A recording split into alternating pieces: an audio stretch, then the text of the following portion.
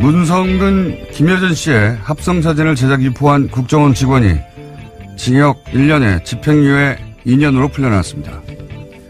재판부는 국정원이 특정 국민의 이미지 실추를 목표로 여론 조성에 나선 것은 허용될 수 없다면서도 합성사진 기술이 조잡해 실제 부적절한 관계에 있다고 믿기에 부족해 집행유예를 선고한다고 밝혔습니다. 그런가요? 단순히 특정 배우 이미지 실추 그 자체가 목표가 아니지 않습니까? 왜 하고 많은 국민들 중에 두 사람이 선택됐나요? 왜 둘의 이미지 실추를 무려 국가의 정보기관이 직접 나서서 시도했습니까? 사법부의 판단에는 이 본질적인 질문이 받았습니다. 두 사람이 선택된 건 두 사람의 정치 성향 때문입니다. 국정원이 국가의 안위가 아니라 특정 보수 세력에 부역하면서 그 반대편의 진보 진영을 위축시키려고 벌인 정치 공작이죠. 국정원이 정치에 개입한 겁니다. 보수가 계속 집권하라고. 그게 본질 아닙니까? 여기서 합성사진이 조잡한 것이 이 범죄의 본질과 무슨 상관이 있습니까? 오히려 의도적으로 조잡하게 만든 것이 그 공작의 목적에 부합하기 때문에 일부러 싼티나게 만든 건데 조잡해서 정삭을 참작한다. 저는 이해가 안 갑니다. 오히려 더 사악한 거죠. 죄를 더 엄중하게 물어야죠. 저는 이 판결이 납득이 안 됩니다. 김원준 생각이었습니다.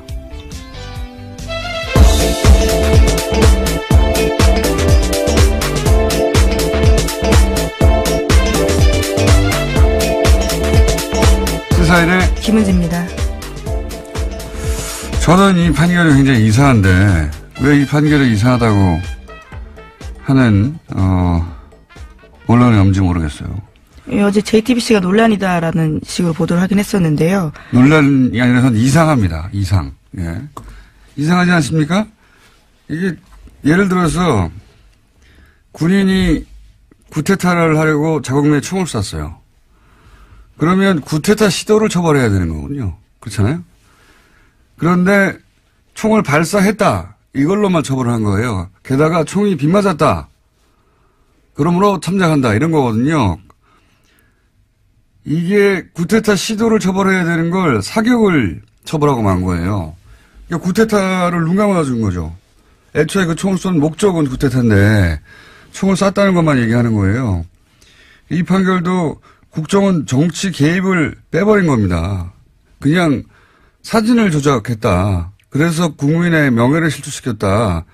그런데 그 합성이 조잡하니까 정상을 참작한다. 이거 아니에요. 좀 이해가 안 갑니다. 이게 좀 본질이 빠졌다. 예.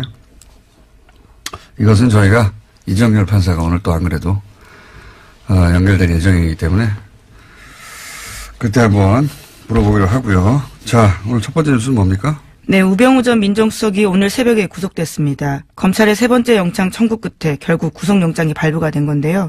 직권남용 권리행사 방해 혐의였습니다. 법원이 밝힌 영장 발부 혐의는 다음과 같은데요. 혐의 사실이 소명되고 특별감찰관 사찰 관련 혐의에 관해 증거인멸의 염려가 있다라는 겁니다. 뭐랄까요? 최순실 1년 전에 시작된 게이트가 일단락되는 그런 상징적인. 그렇죠. 박근혜 정부 관련돼서는요. 네. 고위직들은 다 이제 처벌을 받았다라는 느낌을 갖고 마지막 그 고위공직자, 마지막 수석. 네, 물론 구속이 전부는 아닙니다. 예. 네. 물론 법정에서 다퉈야 되긴 하는데 그렇죠. 상징적인 구속이라고 볼 수 있고요. 사실 1년 만에 구속된 거거든요. 예. 이번에도 기각시키기를 굉장히 부담스러울 거라고 저희가 전망했었었는데 근데 이제 여기서 남는 문제는 여전히 있습니다. 예. 범죄 혐의가 소명됐고 등등등 하는 이유로 구속됐잖아요. 그런데 김태효 비서관은 그저께 범죄 혐의가 소명됐고 증거가 거의 모였기 때문에 기각했어요. 그렇죠. 네, 이 무너진 이 구속심사의 일관성 문제, 이것은 이정열 전 판사하고 얘기 나누기로 하고, 이제 남은 거는 이제 MB로 향하는 길목만 지금 차단되고 있죠. 예. 김관진, 임관빈, 석방 이어서 김태효 비서관도 똑같은 논리로 구속됐어야 하는 사안이었는데 예, 기각됐으니까요. MB로 향하는 길목만 지금 막고 있다. 네. 그 정도 얘기할 수 있는 사안인 것 같고요. 그리고 또 최순실 씨도 구형이 됐죠? 네, 어제 결심 공판이 있었습니다. 검찰과 특검은 최 씨에게 징역 25년과 1,000억 원이 넘는 벌금을 내려달라고 재판부에 요청, 그러니까 구형을 했는데요. 최순실 씨 같은 경우에는 구형 직전까지 턱을 괸 채 옅은 미소를 지어 보였다라고 합니다. 하지만 구형이 되자 검찰을 노려보면서 법정 밖에 나가서는 큰 소리를 지르기도 했었는데요. 아악 소리가 법정에 있던 사람들에게까지 들렸다라고 합니다. 이 야악은 전 국민이 작년 겨울에 많이 외쳤고요. 초기에 이 사태 초기를 되돌아보시면 1년 전쯤에 이런 뉴스가 나중에는 검찰이 부인했지만 초반에는 무슨 뉴스가 있었냐면 최순실 씨 그리고 박근혜 정호성 비서관 사이에 대화 녹취록을 10초만 검찰이 공개해도 촛불이 횃불이 될 거다. 그렇죠. 그런 보도 있었습니다. 충격적이다. 기재 처음 들어왔던 검찰들이 충격을 받았다. 이런 얘기 있었어요. 예. 나중에는 검찰이 아니라고 했는데 아닌 얘기가 왜 나왔겠어요. 예. 네, 그 내용도 공개가 됐는데요. 엊그제 법정에서요. 그 일부 나왔죠, 일부. 예. 예. 거기 보면은 이제, 대통령이 어떻게 하지? 대통령이 최종 결재권자인데, 대통령이 내일 회의인데 어떡하지? 하고 이제 물어보라고. 예. 대통령 뒤에, 대통령 뒤도 아니죠. 대통령 위에 누군가가 대통령을 대신해 그런 사안을 최종 결정한다는 건 이제 상상할 수가 없는 일인데, 그걸 이제 처음 접한 사람들이 검찰이었던 거죠. 예. 그래서 최순실 씨 특유의 화법으로 이렇게 저렇게 그렇게 해라라는 이야기들이 있다고 합니다. 예. 더군다나 대통령 위에 누가 있었는데 그 사람이, 자격도 없고, 예. 그리고 본인은 부동산 임대업자라고 주장하는, 아주머니였고, 그 아주머니가 사실상 박근혜 전 대통령 뒤에서 결재를 하고 있었다. 충격적이었던 거죠. 예. 그건 전 국민이 그때 외쳤어요. 예. 본인은, 현실 상황 파악이 지금 안 되는 것 같아요. 지금 어떤 상황에 처해 있는지 본인이. 네, 그래서 어제요, 검찰과 특검이 구형을 하고 나서 발언 기회를 얻었었는데, 최순실 씨가 이렇게 이야기했습니다. 사회주의보다 더한 나라에 살고 있고, 1,000억 원대 벌금은 재산 몰수보다 더하다. 이렇게 주장했습니다. 본인이 열심히 해서 번 돈이 아니잖아요. 그리고 사회주의에 살아본 적도 없고 사회주의에 대해서 잘 모르시는 분 같은데 무슨 일만 이러면 사회주의 아니면 공산주의. 예. 본인 머릿속에는 거기가 지옥인 거죠. 예. 그게 자꾸 들먹이는데 예. 전혀 재판부에도 어필이 안 되고 일반 국민에도 어필이 안 되는 내용입니다. 여하간 이렇게 최순실, 우병우 상징적으로 게이트가 일단락되어 가고 있다. 예, 그런 두 사건이 어제 연달아 있었고요. 예, 다음 뉴스는요. 네, 중국을 국빈 방문 중인 문재인 대통령과 시진핑 중국 국가주석이 어제 세 번째로 정상회담을 가졌습니다. 한반도에서의 전쟁 용납 불가 등 한반도 평화 안정을 확보하기 위해서 4가지 원칙의 의견을 같이 했는데요. 뿐만 아니라 미세먼지 공동저감, 암 관련 의료협정 등 환경 관련된 여러 가지 것들을 증진시켜 나가겠다라고 합의했습니다. 또 문재인 대통령은 시 주석이 평창 동계올림픽에 참석을 초청했고요. 시 주석은 진작에 검토할 거며 만약 못 가게 될 경우에는 반드시 고위급 대표단을 파견하겠다라고 밝혔습니다. 사실은 재작년부터 시작된 중국의 사드 보복, 예, 그게 이제 봉합되는, 예, 해결됐다기보다는 봉합되는 수술에 들어간 대단히 중요한 만남인데 이 뉴스보다는 지금 현재 언론에서 더 크게 다루는 것은 사실 이건 국가적인 사안이거든요.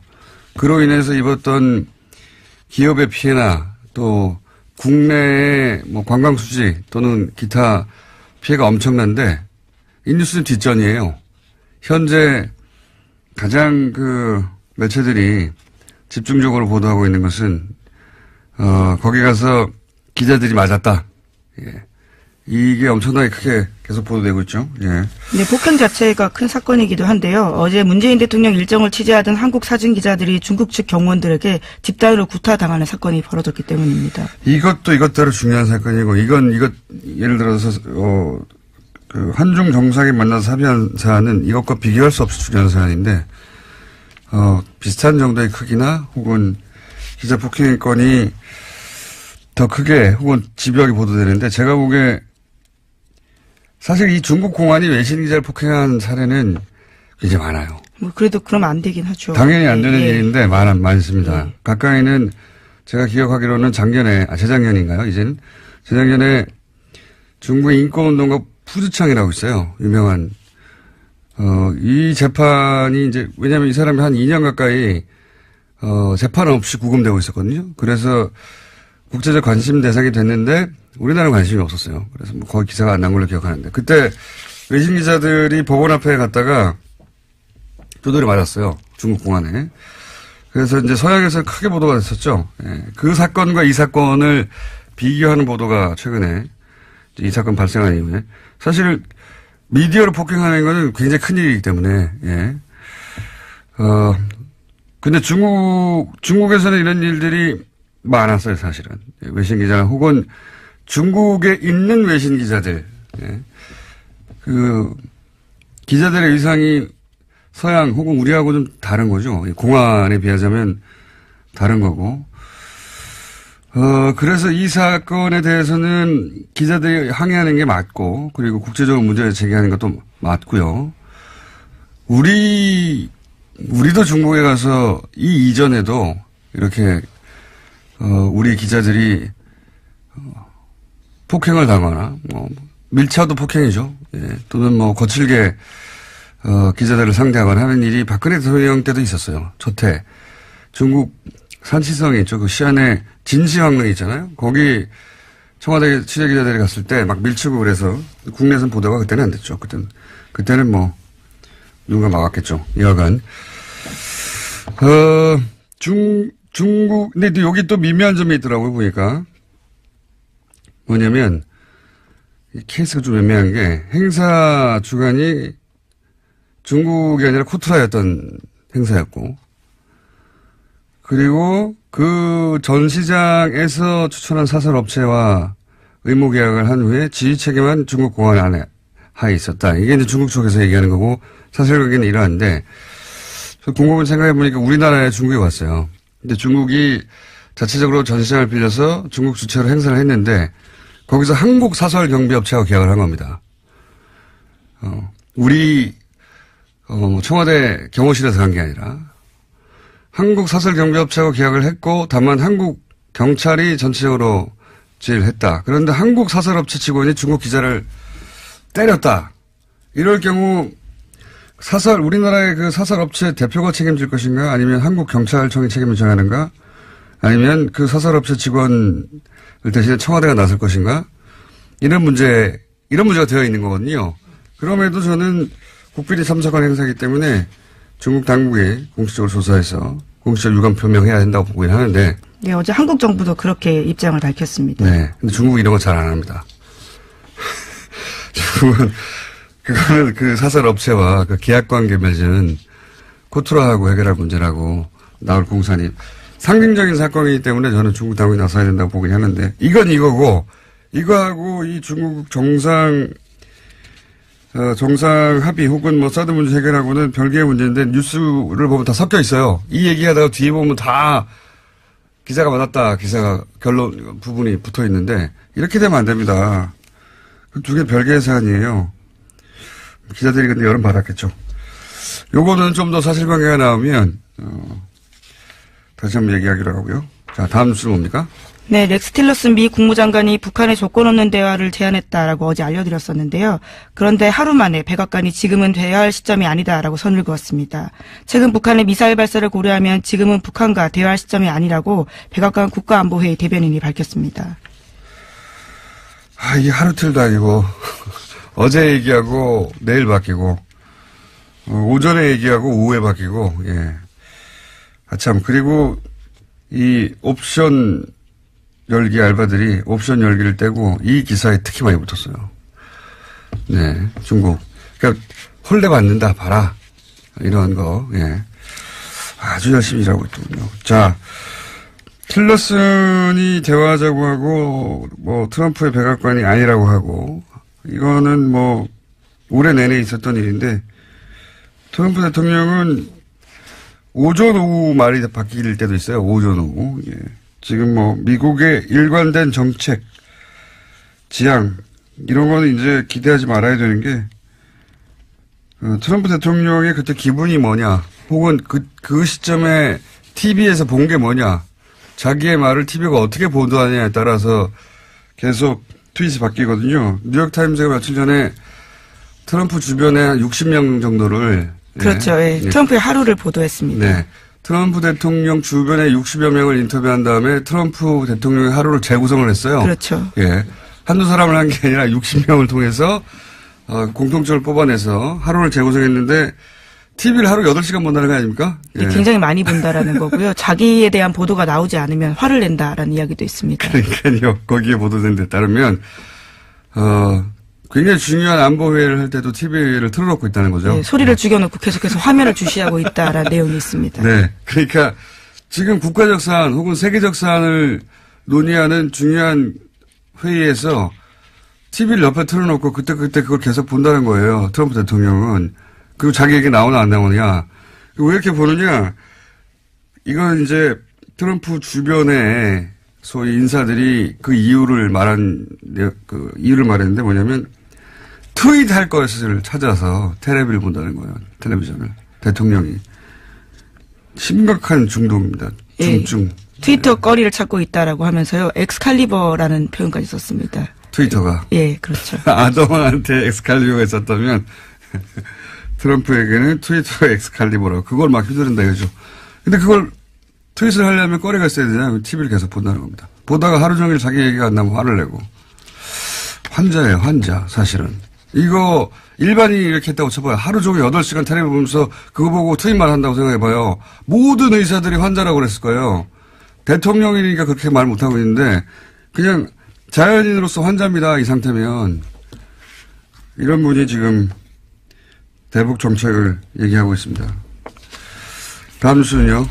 네, 국세청이 금융기관에다가 이건희 삼성전자 회장의 차명 계좌에 대해서 추가 과세를 하도록 지시했습니다. 그런데 계속해서 시점이 문제가 되고 있습니다. 국세청이 2008년 이후에 발생한 이득에 대해서만 추가 과세하겠다라고 밝혔다고 JTBC가 어제 보도했는데요.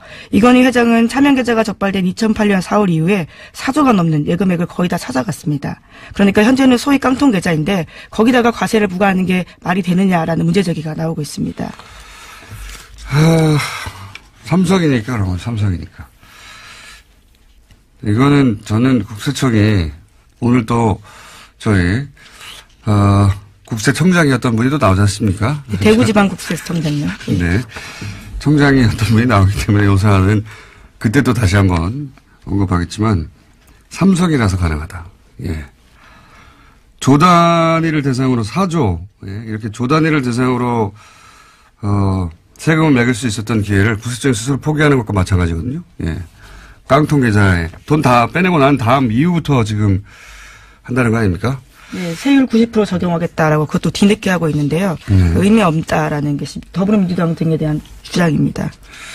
그런데 이제 중국은 정말 우리하고는 인권 수준이나 기사를 바라보는 시각이 정말 달라요. 여기는 문제가 많긴 해요. 예. 근데 뭐 사람을 때린다라는 것 자체가요. 굉장히 뭐 기자건 누구건 간에 때리면 안 되는데 공식 행사 이건 비공식 행사거든요. 더군다나 국빈 방문 중이기 때문에. 예. 자, 이 사안은 앞으로 좀 더 다뤄보고 사실관계 파악해서 하나 정도 더 할 수 있을 것 같습니다. 네, 안철수 국민의당 대표와 유승민 바른정당 대표가 어제 부산에서 만났습니다. 안 대표는 내년 선거를 앞두고 외연 확장을 필요하다라고 했고요. 유 대표는 통합 논의를 오래 끌지 않겠다라고 밝혔습니다. 두 사람은 어제 국민의당 당원으로부터 선물 받은 똑같은 남색 목도리를 목에 둘렀습니다. 목도리, 예. 요 목도리 퍼포먼스 안철수 대표가 좋아하죠. 2012년에, 마지막. 그렇죠. 예. 유세 때. 노란 목도리였죠. 문재인 후보에게 자신이 메고 왔던 목도리를 매주는 퍼포먼스를 했었죠. 예. 이번에는 이제 남색 목도리를 같은 걸 두 사람이 했다는 거 아닙니까? 예. 통합한다는 거죠. 예. 적어도 본인은 확고한 그런 의지를 가지고 있다는 거고. 안철수 대표는 이제 이쪽 상대적으로 진보적인 진영, 그 유권자, 로부터 지지를 받아서 대통령이 될 가능성, 혹은 뭐 호남 베이스로 대통령이 될 가능성은 거의 없다고 스스로 판단한 거죠. 예, 그래서 그 반대편으로 가고 있는 것이고, 이 움직임, 이게 탈호남하고, 그리고 진보 진영이 아니라, 보수 진영으로부터 지지를 받겠다. 상대적으로 온건한 보수 진영으로부터 지지를 받겠다는 그런 큰 움직임 속에서 이제 바른정당 손을 잡는 거고, 그리고 또 그쪽에서 당기는 세력도 있는 거죠. 안철수 대표는 제가 아는 한 혼자서 이렇게 못 움직이는 분입니다. 자기 혼자서 국면을 만들어서 돌파하는 일은 본인의 스타일이 아닙니다. 그쪽에서 당기는 사람도 있어요. 예. 원래 12월까지가 통합을 추진하겠다는 목표였는데요. 이제 당내 호남계 반발의 직면에 있어서 늦어도 1월 안에는 통합 여부를 결론 짓겠다라는 걸로 바뀐 상태입니다. 예. 물론 뭐 자유한국당을 가만히 있겠느냐. 왜냐하면 이 움직임은 자유한국당이 와야 되는 걸 전제로 한 움직임이기 때문에. 자, 오늘 여기까지 하겠습니다. 시사인의 김은지였습니다. 감사합니다. 미니가 하나 준비되어 있었군요. 예. 굉장히 재밌는 미니가 하나 준비되어 있습니다. JTBC 보도였죠. 신화는 없다. 이명박 전 대통령 자서전. 이거 이제 회사가 대량으로 구입을 했고 그때 트럭도 여러 대 동원됐다. 그리고 다스의 직원 일부는 이명박 사인을 대신하게 됐다. 이런 게 보도가 됐었지 않습니까? 예. 근데 다스 직원만 동원된 게 아니에요. 예. 저희가 관련해서 재밌는 추가 인터뷰를 준비했습니다. 그때 다스 직원만 동원된 게 아니다. 알바도 동원이 됐다. 예. 자. 전화 한번 연결하겠습니다. 왜냐면 이분의 저희가, 실명을 말씀드릴 수가 없어서. 안녕하세요. 네, 안녕하세요. 간단하게 자기소개 좀 부탁드립니다. 아, 네, 안녕하십니까. 저는, 서울 사는 40대 뉴스공장 애청자입니다. 네, 알겠습니다. 다스를 그때는 모르셨죠? 그때는 전혀 몰랐어요. 다스가 아니었지만, 이름이 대북20이었지만. 그런데, 네. JTBC는 이제 다스 직원들이 나서서 이런 일을 했다고 했는데, 본인은 근데 그 회사에 일했던 게 아니라 이제 네. 알바로 그 일을 하셨다고요? 예. 네. 어떻게 하게 됐습니까? 최근 95년도에 나왔는데, 당시 그러면 대학생이셨나요? 네네. 네네. 어떻게? 그 책이, 친구 소개로 알바는 하게 됐고요. 그 친구는 그 언니의 아는 분의 부탁을 받아서 그 알바 친구들을 있으면 모아달라는 부탁을 받고 하게 됐고, 페이가 괜찮아서, 친구들이나 아는 동생들 모아서 이렇게 몇 번 저는 했었거든요. 그렇군요. 아름아름으로. 페이가 괜찮았다고 하는데. 아름아름으로. 네. 페이가 얼마였나요, 하루에? 그러니까 정확히 기억은 안 나는데, 그러니까 한 번에 15,000원 정도 현금으로 주셨고요. 그러니까 바로 그 당일날 주셨고, 그리고 그 당시에는 시간에 비해서 큰 돈이어서 되게 꿀알바였거든요. 꿀알바. 그래서 저는, 그러니까 정확히 기억나는 거는 저는 2번 정도 했는데, 너무 오래전 얘기라서 그때 그 소개를 해줬던 친구랑 통화를 했어요. 그 기억을 하고 있더라고요. 그래서 그 친구는 베스트셀러가 머물러 있는 동안 계속 했었다고. 그러니까 저는, 너는 아마 2번 이상 했을 텐데, 저한테 그러더라고요. 어쨌든 2회 이상 하셨고, 본인은. 친구는 베스트셀러 있는 동안 내내 했고. 계속, 예. 한 번에 그러면은, 그러니까 구체적으로 하는 일은 책을 일반인인 척 하면서 구매하는 거죠? 네, 그렇죠. 예. 구체적으로 어떻게 한 겁니까? 그러니까 그때 그 종로에 그 대형 서점들이 모여 있잖아요. 그렇죠. 예. 그래서 그 종로에서 제가 이제 일단 집합을 해서. 네, 일단 집합해서. 그 봉고차를 이제 가지고 골목에 세워놓으시고, 그 봉투에 현금, 그러니까 10,000원짜리 같은 봉투를 한 명씩 주세요. 이걸로 책 사라고? 예. 네네네. 그 책 구입 비용을 받고, 그거를 이제 교보 가서 사서 무거우니까 봉고차에 싣고 다음 서점으로 갔다가 또 이제 싣고 그런 식으로 했고, 이제 구매할 때 꼭 계산대를 나눠서 소량으로 시간차를 두고 사라고 처음에 그러셨거든요. 한 번에 많이 사면 의심받으니까. 예. 그래서 이제 저도 굉장히 이제 좀 소심해가지고 이제 2-3권씩 이렇게 샀었거든요. 사서 하고, 근데 이제 제 친구 말에 의하면 그 회차가 거듭될수록 수량이 그걸로 안 됐었는지 더 많이씩 사라고 지시를 하셔서 한 번에 막 10건 사는 친구도 있고 한 번에 막 40건을 사서 혼난 친구도 있고 40건 예, 막 그리고 뭐 그 계산대 직원분들이 이제 나중에는 얼굴을 다 외워가지고 예, 이제 오면은 쟤네 또 왔다고 막 이런 식으로 해서 굉장히 창피하게 그걸 했다고. 한 번에 몇 명씩 조를 짜서 움직였습니까? 그때? 근데 제가 갔을 때는 한 열 몇 명 정도씩이었고요. 뭐 그 친구 말에 의하면 나중에는 더 많이 데리고 올수록 좋다고. 그래서 뭐 대학 친구들이랑 다 이렇게 동원돼서 했었다고 하더라고요. 그렇군요. 네. 자, 그렇게 해서 책을 이제 그럼 한 사람의 적게는 2-3권씩 많게는 뭐 10여 권 이상씩 샀으니까 한 번에 가면 몇백 권씩 샀겠네요. 그죠? 한 팀이. 네. 그 봉고차 뒤에 이제 꽉 찬 걸 저희가 봤었으니까요. 그 봉고차에 꽉 차면은 그다음에 다음 서점을 이동하니까 아니면 그날은 그 봉고차가 다 찼으니까 끝나는 겁니까? 아니, 저희는 그냥 종로에서 그렇게 하고, 뭐, 1시간, 1-2시간 안에 저희는 끝났어요. 그리고 그 페이를 받았기 때문에 굉장히, 예, 좀 많은 편이었고요, 저희한테. 그리고 그 책을 싣고 어디를 갔는지는 모르시죠? 전 전혀 모르죠. 예. 그러면은 그 책이 그렇게 많은데, 네. 그 책은 어떻게 했을까요? 혹시 아시는 바가 없습니까? 전혀? 그건 전혀 저희는 당시에 너무 어려웠었고 그냥 알바로만 생각을 했기 때문에 그리고 저는 그 당시에 이명박이 누군지도 잘 몰라서 네 그래서 그 당시에는 그렇게 막 유심히 그렇게 궁금증을 가지진 않았던 것 같아요. 그리고 이제 그 JTBC 보도에 따르면 다스 네. 직원들이 사인을 대신했다고 하는 일도 있었는데 혹시 그런 일은 알바한테 시킨 적은 없었습니까?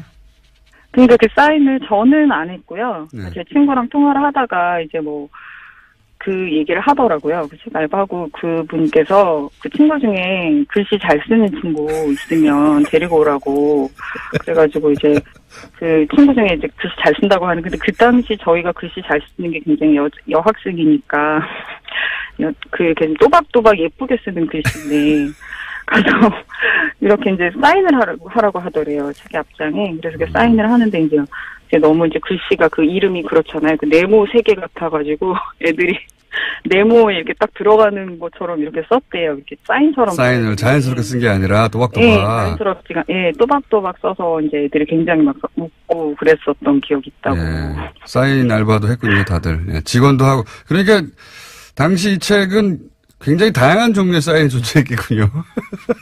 그래서 그랬겠죠. 예. 근데 책이 이 정도로 많이 남으면 이제 마지막 질문인데요. 예. 예를 들어서 그 봉고차 어차피 한두 권 없어져도 알지도 못할 거고 뭐 봉고차 운전하시는 분은 니네들 좀 가져가 뭐 이런 적은 없었어요?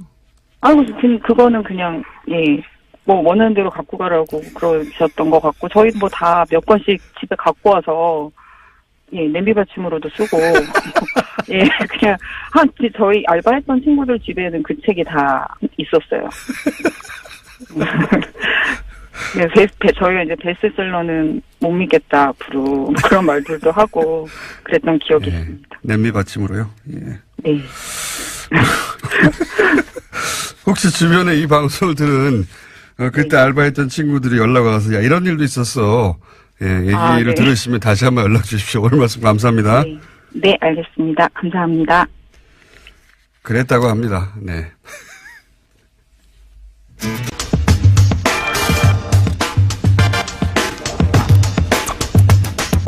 옵셔널 벤처스 BBK 관계사죠. 옵셔널 벤처스 개인 투자자들의 돈 140억. 예. 이 돈을 개인이 아니라 이명박 대통령 시절 다스가 가져갔죠. 복잡한 사안인데 저희가 여러 번 다뤘습니다. 이 옵셔널을 지난 13년간 미국에서 변호해왔던 미국의 메리리 변호사 연결해서 이 사안을 옵셔널의 입장에서 들어보겠습니다. 안녕하세요, 변호사님. 안녕하세요. 네, 반갑습니다. 네, 오랜만입니다, 변호사님. 네. 우선 이 사건에 언제부터 관여했는지 본인 소개부터 좀 해주십시오. 네, 2004년 그 옵셔널 캐피털, 그 벤처스 코리아의 그 바뀌어진 이름, 네. 그 회사가 민사소송을 미국에서 시작하던 2004년부터 지금까지 이제 13년이 좀 넘었습니다. 네. 그래서 140억도 관련된 그 연방정부 소송의 일부이기 때문에 역시 그 사건도 2005년에 시작이 돼서 비슷한 시기부터 지금까지 13년 정도 해왔습니다. 그러니까 소위 BBK 관련 사건을 맨 처음부터 맡아 하신 거죠, 사실상. 그렇죠. 예. 네. 저희가 이제 국내에서는 이야기를 여러 차례 여러 각도에서 해왔는데 13년간 그러니까 다스와 그리고 김경준 씨를 상대로 양쪽을 상대로 싸운 변호사이신 겁니다. 그죠? 네. 그래서 맞아요. 네. 그래서 이제 누구보다 다스가 그동안 어떤 주장을 해왔고 그 과정에서 어떤 일이 있었는지를 잘 아시는 분인데, 자, 그동안 다스가 주장했던 바가 뭔지를 일단 간단하게 정리해 주십시오. 네, 지금 가장 이슈가 되는 부분이 140억 문제에 대해서 네. 그게 나올 때마다 다스가 이야기하는 걸 보면 중요한 줄기가 세 가지가 있어요. 네. 첫째는 자기들이 가져가던 2011년 2월 시점에 연방정부가 처음에 해놨던 동결이 풀려 있었기 때문에 자기들이 가져가는 게 합법이었다. 아무 문제가 없었다. 그 얘기고요. 두 번째는 사람들이 왜 그 옵셔널이라는 그 작은 회사한테 갈 돈을 다스가 가져갔냐 이렇게 물어볼 때 자기들도 김경준 씨한테 돈을 청구한 채권자였고 옵셔널도 채권자였는데 두 개의 채권자가 있을 때 자기들이 더 영리하게 잘해서 먼저 가져갔을 뿐이기 때문에 잘못한 게 없다. 이게 두 번째 요점이고 세 번째 스위스에서 이제 돈을 가져갈 때 합의를 해서 그 김경준 씨가 보낸 게 아니고 스위스 검찰이 어떤 명령을 해서 강제 집행을 한 것 같은 그런 임프레션이 있는 말로 이렇게 두리뭉실 표현을 해요. 어쩔 때는 합의였다 그랬다가 어쩔 때는 강제 이체였다 그랬다가 그래서 그런 식의 그 세 가지 그 주장이 제가 볼 때는 굉장히 이게 그 미국 법을 모르면 어려운 부분이라 딱 그렇게 하고 지나가고 이렇게 하는 걸 여러 번 봤어요. 네. 그게 제가 보는 그들의 주장이라고 생각합니다. 네, 맞습니다. 이제 지금 다스 말씀하신 대로 국내에서 다스가 그런 주장을 합니다. 우리가 불법을 한 게 아니다. 그리고 우리가 김경준 씨와 합의해서 김경준 씨가 보낸 게 아니라 스위스 검사가 명령해서 보낸 거다. 우린 받았을 뿐이다 이거죠. 예. 그리고 그렇게 얘기를 해요. 네. 그리고 또 한 가지는 이제 이것도 이제 우리 언론에서 많이 얘기하는데 아니 그거는 개인 투자자들이 피해를 본 돈이기 때문에 그 옵셔널 벤처스의 후신인 옵셔널 캐피탈이 가져갈 돈인데 그걸 왜 다스가 가져갔냐. 이거는 이명박 대통령 시절에 힘을 써가지고 가져간 거 아니냐. 이런 의혹들. 거기에 대해서 다 아니라고 이제 부인하고 있죠. 다스는. 예. 그렇죠. 예, 부인하고 있는데 이게 이제 굉장히 내용이 어려워서 다스가 부인을 하면 다스 말이 틀렸다고 말할 전문가가 국내에 없어요. 그죠? 그래요. 맞아요. 예. 그래서 변호사님을 저희가. 그게 제가 본 견해고. 예. 그래서 제가 가능하면 의뢰인 통해서 의뢰인들이 뭐 말하는 건 괜찮지만 제가 안 나서려고 애를 썼는데 그 세 가지 주장에 대해서는 설명을 해줘도 이해가 잘 안 되고 해명이 안 되더라고요. 그래서 이제 응하게 됐는데 그 설명을 해드릴까요? 하나씩 왜 틀렸는지? 예, 그래서 인터뷰를 저희가 하는 거기 때문에 설명을 자 일반인들이 좀 알기 쉽게 예 너무 법률적으로 하지 마시고 최선을 다해서 그럴게요. 그 첫 번째 계좌를 그 계좌에서 돈을 가져가던 시점에 동결이 풀려 있었다. 그 주장에 대해서 말씀을 드릴게요. 그게 이해하기가 굉장히 어려운 부분인데 미국에서는 그걸 처음에 freeze라고 얘기를 했어요. 동결. 동결로 시작됐었어요. 그게 실제로 미국 연방 검찰이 동결을 했었어요. 그런데 이제 제가 그걸 가장 쉽게 설명을 하려면 동결이라는 거는 열쇠로 딱 잠가서 자물쇠로 잠근 거라고 생각을 하시면 돼요. 아무도 그러니까 그게 가져가고 싶어도 못 갖고 가게 누구도 못 가져가게 자물쇠로 잠가 놓은 건데 연방 검찰이 패소를 했어요. 김경준 씨한테 몇 번. 패소했다 다시 올라갔다 패소하고 그 과정에서 실제로 그때 그 freeze라는 거는 풀려있던 시점이 맞아요. 자물쇠는 풀려 있었어요. 그러나 중요한 거는 자물쇠가 풀렸다 그래서 그걸 가져갈 수 있는 돈이 아닌 이유가 미국 법에 그 자산이나 물건에 대해서 법원이 관할권을 이미 행사해 버리는 경우가 있어요. 그래서 이 단어가 너무 어려워가지고 이 일반인들이 이해를 못하니까 지금 이제 그렇게 돼버렸는데 영어로는 in rem이라 그래서 INREM이라고 라틴어에서 온 거예요. 물건이나 어떤 부동산이나 자산에 대해서 이거는 법원이 지금 심의 중이니까 아무도 그 결론이 날 때까지는 못 가져간다라는 관할권을 이미 미국 법원이 행사한 다음이었어요. 이 모든 일들이 벌어진 게. 자물쇠는 아니지만 딱지는 붙여놓은 거군요. 그렇죠. 그러니까 못 가져가는 딱지가 빨간 딱지 붙여 있고 눈에 보이건 안 보이건 그 법원에 등장한 당사자들과 모든 변호사들은 알고 있는 사안이죠. 그러니까 모르는 사람이 가서 몰래 훔쳐갔으면 그 사람은 미국법 위반은 아니지만 다스나 김경준 씨 그룹이나 옵셔널은 이미 판사 앞에 와서 그 관할권을 인정하고 소유권을 다투는 사람들이었단 말이에요. 그러면 그 사람들은 빨간 딱지를 인식하고 있었기 때문에 그걸 자기 마음대로 법원 명령 없이 떼고 가져가는 거는 미국 법에 위반이 됐던 거예요. 그 in rem jurisdiction이라는 그 관할권의 위반. 그래서 그 처벌은 벌금과 혹은 5년 이하의 징역이라는 연방 형법 위반이었어요. 그래서 그게 불법이 확실하고 그런데 그거를 미국 연방 정부가 눈 감아준 사안입니다. 이게. 그러니까 저는 그렇군요. 그렇게 확실히 믿고 있고 언젠가는 그 부분이 밝혀질 거로 보고 있고. 그다음에 두 번째. 잠깐만요, 변호사님. 그러니까 잠깐만요, 변호사님. 그러니까 이게 가장 중요한 대목인 것 같은데 불법이 아니라고 계속 주장하지만 사실은 이게 불법이 명확하고 당시에 그 재판에 임했던 모두가 알고 있었다. 그런데 이명박 정부 시절에 이런 불법이 일어났는데 미국 정부가 여기에 대해서 조치를 취하지 않았다. 요렇게 요약될 수 있는 거죠? 예. 그 사이에 무슨 일이 있었는지는 모르겠지만 우리 정부와 미국 정부 사이에. 그렇죠. 네. 그렇죠. 자, 알겠습니다. 맞아요. 두 번째는요?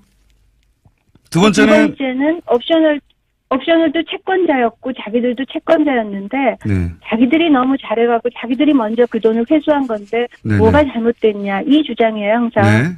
그럼 이제 제가 이게 완전히 거짓말이라는 거를 이 자리에서 제가 설명을 해드릴게요. 그 스위스에 있던 그 계좌는 그 미국 관할권 하에 있던 계좌의 계좌 주는 알렉산드리아 인베스트먼트라는 법인체였어요. 김경준이나 에리카 김 개인이 아니었어요. 그러면 법인과 개인은 차이가 있는 걸 아시잖아요. 삼성 회사의 계좌를 이재용 회장이 마음대로 자기 빚을 갚기 위해서 쓸 수 없잖아요. 맞습니다. 마찬가지로 미국 법도. 횡령이죠. 그러면 알렉산드리아 인베스트먼트라는 그 법인체의 계좌 속에 있는 돈은 김경준 씨 개인이 빚을 갚는 돈이 아니었어요. 어쨌건 어떻게 하건. 그러면 다스는 알렉산드리아라는 법인체를 상대로 소송을 한 적이 없어요. 그렇군요. 그 민사소송에서도 알렉산드리아를 소송하지 않았어요. 김경준, 에리카 김 이런 개인들만 했어요. 그런데 가져가던 그 시점에 옵셔널은 이미 371억 원이라는 횡령 액수에 대해서 알렉산드리아라는 법인체에 대해서도 채권을 갖고 있었어요. 판결 채권을. 무슨 얘기인지 알겠습니다. 오직 알렉산드리아에 대해서 법인체에 대해서 판결을 받은 거는 옵셔널밖에 없었고 옵셔널은 그 채권을 갖고 있었는데 김경준 돈을 가져왔다 식으로 지금 유야무야 넘어가는 거예요. 그러나 그건 알렉산드리아 계좌였고 그 계좌에 대한 채권을 가진 거는 옵셔널밖에 없었다는 거죠. 그 시점에서. 그래서 그것도 또 이제 거짓말이라는 거예요. 두 번째 주장이. 자, 요약하면은. 이해하셨어요? 네네. 옵셔널이 예를 들어서 삼성으로부터 받을 돈이 있었어요. 그죠? 삼성이라는 회사로부터. 그런데 삼성으로부터 돈을 받을 권리는 옵셔널한테밖에 없는데 이재용 부회장한테 빚이 있는 사람이 삼성으로부터 돈을 받아갔다는 거 아닙니까? 그죠?